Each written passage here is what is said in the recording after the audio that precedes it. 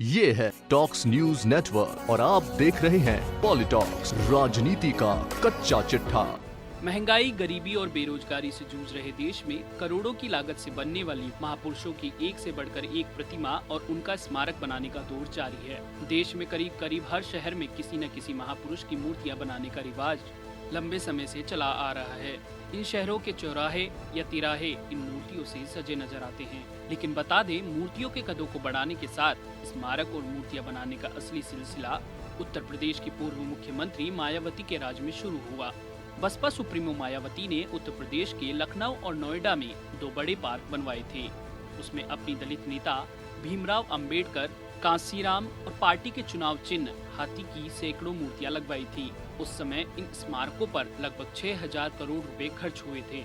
मायावती ने महापुरुषों की मूर्तियां बनवाने के मामले में एक कदम आगे बढ़ते हुए खुद की मूर्ति भी सरकारी खजाने से बनवा दी थी। बाद में एक जनहित याचिका की सुनवाई करते हुए सुप्रीम कोर्ट ने मायावती से उसकी और बीएसपी के चुनाव चिन्ह हाथी की बड़ी संख्या में लगी मूर्तियां बनाने पर खर्च हुए धन को सरकारी खजाने में जमा कराने के आदेश दिए। वहीं 14 फरवरी 2013 को पटना में राष्ट्रपिता महात्मा गांधी की 70 फुट की विश्व की सबसे ऊंची कांस्य प्रतिमा का राजधानी पटना के ऐतिहासिक गांधी मैदान में अनावरण किया गया। मुख्यमंत्री नीतीश कुमार ने 30 फुट के आधार वाली और 40 फुट की ऊंचाई वाली इस प्रतिमा का अनावरण किया। बिहार के भवन निर्माण विभाग ने लगभग 10 करोड़ रुपए की लागत से इस प्रतिमा का निर्माण कराया।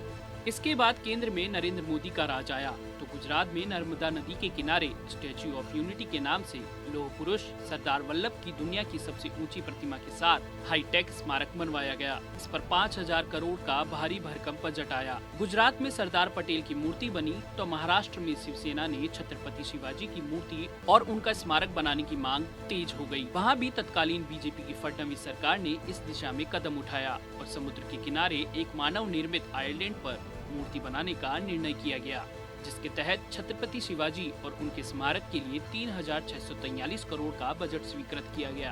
महाराष्ट्र में ही इन महापुरुषों के साथ साथ संविधान निर्माता डॉक्टर भीमराव अंबेडकर की मूर्ति, उनका स्मारक बनाने का निर्णय भी हुआ। यह भी समुद्र के पास ही बनेगा। इसके लिए 500 करोड़ का बजट स्वीकृत किया गया। शिवाजी की मूर्ति की ऊंचाई 413 फीट, अंबेडकर की मूर्ति की ऊंचाई 350 फीट की होगी। बता दें, सरदार पटेल की मूर्ति की ऊंचाई 597 फीट है। जाहिर है, महाराष्ट्र में अब जब सत्ता बदल गई और महाविकास अघाड़ी की सरकार बन गई तो वो गुजरात की बीजेपी सरकार से पीछे कैसे रह सकती है। शिवसेना ने सत्ता में आते ही इन मूर्तियों की ऊंचाई बढ़ाने का निर्णय कर लिया और मूर्तियों की ऊंचाई बढ़ेगी तो उनकी लागत भी करोड़ों में ही बढ़ेगी, जो कि लाजमी भी है। आपको बता दें, ऊपर उल्लेखित इन मूर्तियों की लागत ही लगभग 12,000 करोड़ रुपए से ऊपर की हो चुकी है, जबकि ये तो देश में स्थापित होने वाले कुछ स्मारकों की बात हुई है। अगर अभी तक के सभी मूर्ति और स्मारकों का लेखा जोखा निकाला जाए तो दिमाग को हिला देने वाली राशि निकल कर आएगी।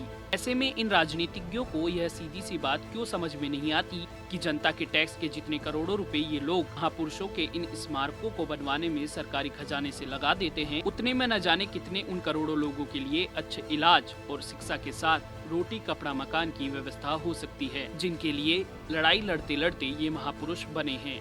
यानी कि जिन दलित और गरीबों को बदहाली से निकालने के लिए ये लोग महापुरुष बन गए, पहले उनके जीवन स्तर को सुधारना ज्यादा आवश्यक है या उनकी मूर्तियां बनवाना।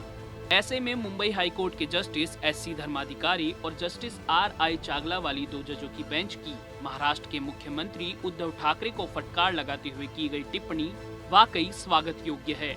मुंबई कोर्ट में 2 अस्पतालों की दुर्दशा को सुधारने के लिए सरकार से फंड दिलाने के निर्देश दिए जाने की मांग को लेकर एक याचिका लगाई गई थी। इस याचिका पर महाराष्ट्र सरकार की तरफ से कोर्ट को टालमटोल वाले जवाब दिए जा रहे थे। इसी से नाराज होकर कोर्ट ने बहुत ही सख्त टिप्पणी करते हुए कहा कि सरकार के पास मूर्तियों के लिए पैसे हैं और अस्पतालों के लिए नहीं।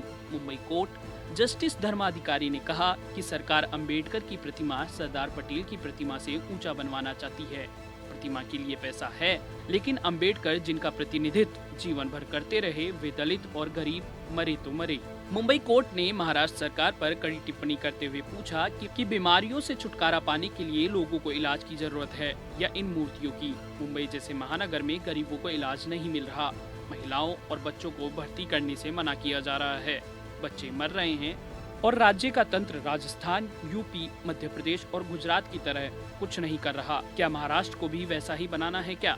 सरकारी वकील ने कोर्ट को बताया कि राज्य सरकार ने आपात निधि से 24 करोड़ रुपए स्वीकृत किए हैं और 3 सप्ताह के अंदर अस्पताल को एक मुफ्त राशि मिल जाएगी। लेकिन कोर्ट ने इस दलील को नहीं माना और कोर्ट ने कहा कि हमें इससे कोई फर्क नहीं पड़ता, अस्पतालों को शुक्रवार तक रकम दी जाए। पॉलिटॉक्स ब्यूरो, महाराष्ट्र। ये है टॉक्स न्यूज नेटवर्क और आप देख रहे हैं पॉलिटॉक्स, राजनीति का कच्चा चिट्ठा।